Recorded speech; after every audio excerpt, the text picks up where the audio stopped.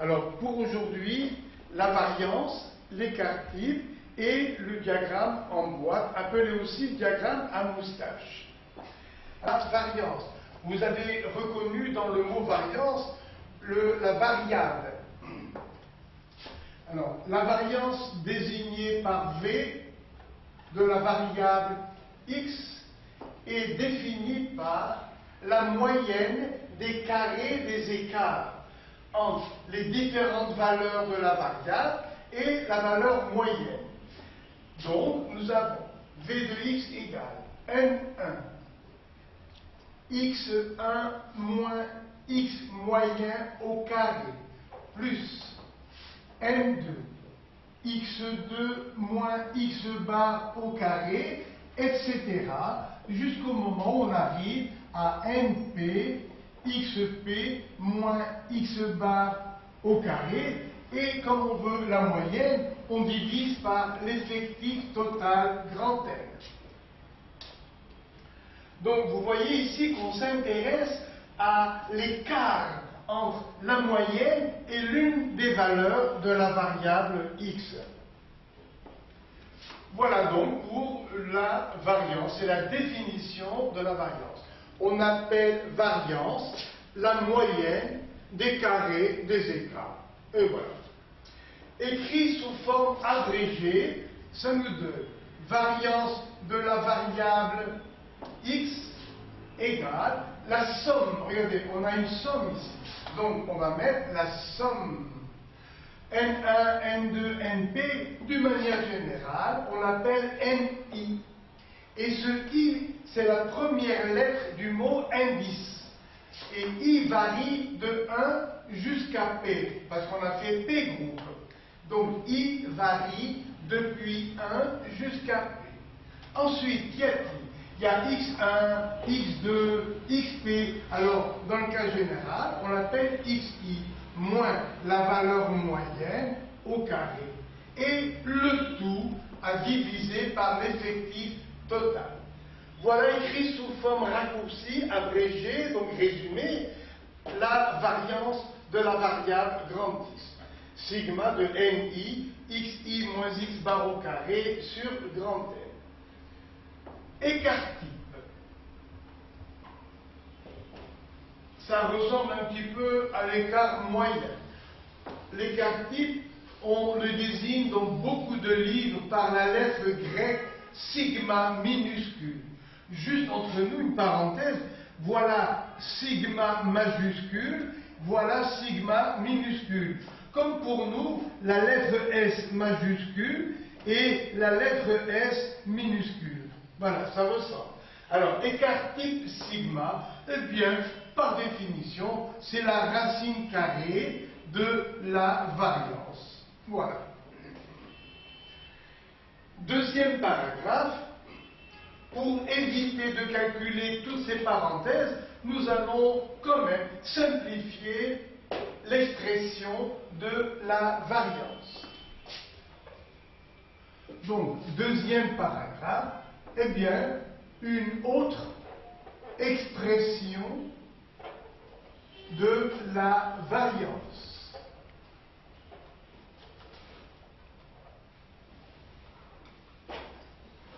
Alors, donc j'écris, la variance est définie par sigma de Ni xi moins x bar au carré, le tout sur grand N. Eh bien, on va appliquer l'identité remarquable, ça nous donne V de x égale sigma de Ni xi au carré moins 2 xi x bar plus x bar au carré. J'ai juste appliqué la formule a moins b au carré. Le tout divisé par grand N. N'oubliez pas que là, il y a une somme algébrique. Et il y a des nombres qui sont fixes, 2. On a le droit de sortir le 2. Exactement, comme si on voulait 2x moins 6y plus 8 fois z. On met le 2 en facteur. X moins 3y plus 4z. Donc, dans une somme algébrique, s'il y a un facteur commun qui est fixe, on peut donc le mettre en facteur. On peut le sortir, on dit on le sort du signe somme. C'est ce qu'on va faire maintenant. Donc, ça nous fait V de grand X égale. Là, il n'y a rien à changer. Ça fait sigma, parce que tout varie. Regardez, I et I. Sigma de NI carré moins. Alors, le 2, on le sort du signe somme. Ça fait 2 fois sigma. Tiens, il y a encore x bar, qui est un nombre fixe. Lui aussi, je le sors. Moins 2x bar, sigma de NI xi. Après, plus x bar au carré est un nombre fixe. Je le mets en facteur. X bar carré. Sigma de NI. Et maintenant, le tout divisé par grand N. Ça fait V de grand X, variance, égale. Là, il n'y a rien à changer. Ça fait sigma de NI xi carré. Alors, regardez maintenant, je vais à chaque fois diviser par grand N pour simplifier. Ça fait moins 2x bar sur 2x bar, et ce grand N, je le mets ici. Ça fait sigma de NI xi sur grand N. Je l'ai juste décalé pour faire apparaître quoi? Eh bien, on retrouve dans ce facteur la valeur moyenne. Regardez encore. La valeur moyenne, c'est sigma, donc x bar, égale sigma de NI xi sur grand N. Le voilà, c'est la valeur moyenne. Après, plus x bar carré, et la somme des NI, des effectifs partiels, sur l'effectif total, grand N, que je vais encore diviser par grand N, ce qui fait 1. Et maintenant, donc, on va conclure, ça fait V de x, la variance égale sigma de NI xi carré sur grand N, moins 2x bar fois x bar. Ça fait 2x bar au carré, plus x bar au carré. Donc, voilà ce qu'on va retenir, la forme simplifiée de la variance, sigma de NI xi carré sur grand N, moins 2x bar carré plus x bar carré, ça fait moins x bar au carré. Voilà, et bien sûr, après, l'écart type, c'est racine de V de x. Voilà. Quelle est la disposition que l'on emploie pour aller assez vite dans les calculs pratiques quand il n'y a pas trop de valeur de x? Donc, le tableau maintenant que l'on construit lorsqu'on a besoin de calculer la variance pour un nombre assez petit, assez restreint de valeurs de x. Moi, je vais en prendre 3.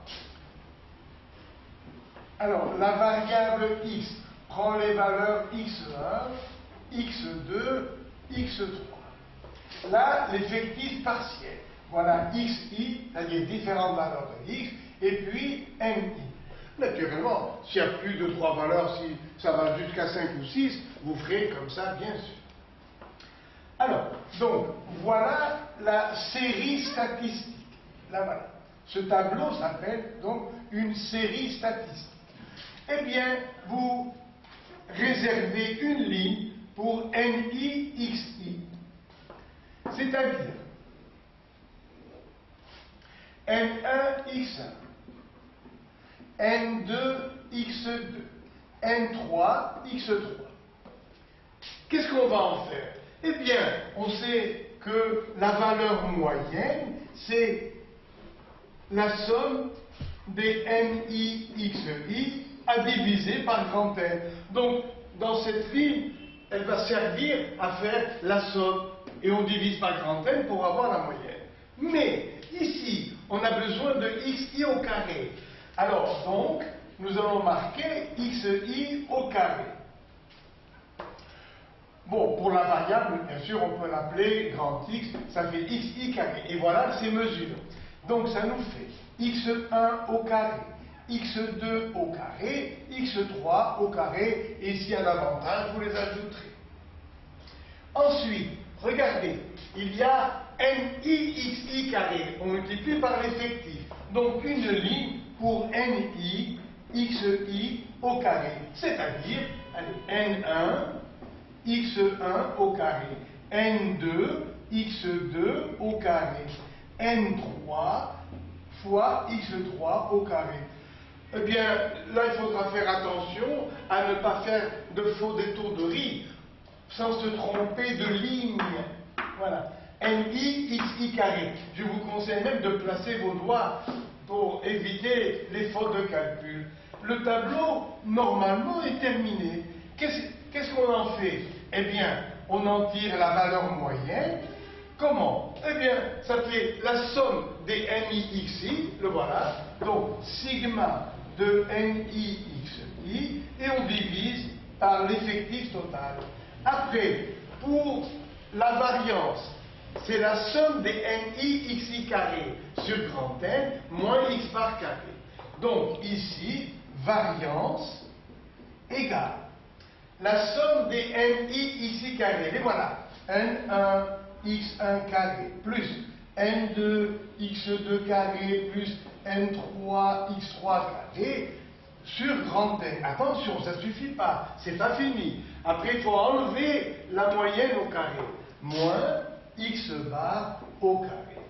Et quand on a fini, bien sûr, on calcule donc l'écart type, c'est-à-dire la racine de la variance.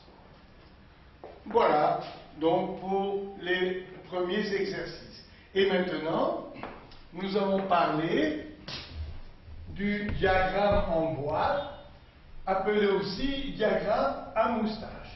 Voici un axe gradué qui porte les valeurs de la variable grand X. On place x minimum, la valeur minimum qui est donnée par le tableau statistique, par la série statistique. Après, on place la médiane.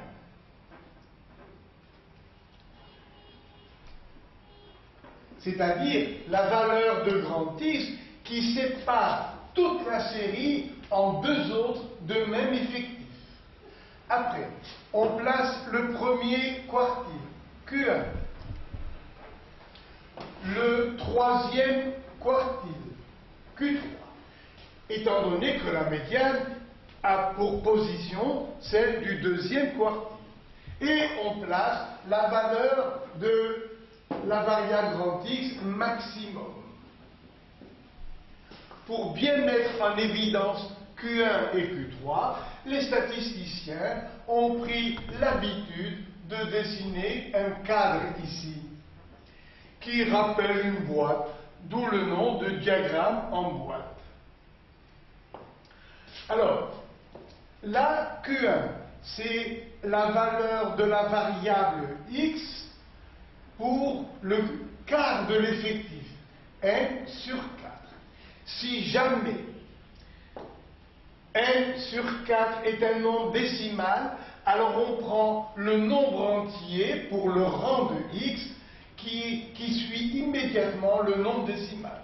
Je répète, pour trouver le premier quartile, on prend la valeur de la variable qui correspond au quart de l'effectif total, c'est-à-dire qu'il y a pour rang, pour classement, le quart de l'effectif total. Si ce n'est pas un nombre entier, si c'est un nombre décimal, on prend le nombre entier qui suit exactement n sur 4. Et après, eh bien, là nous avons le quart, regardez ici, nous avons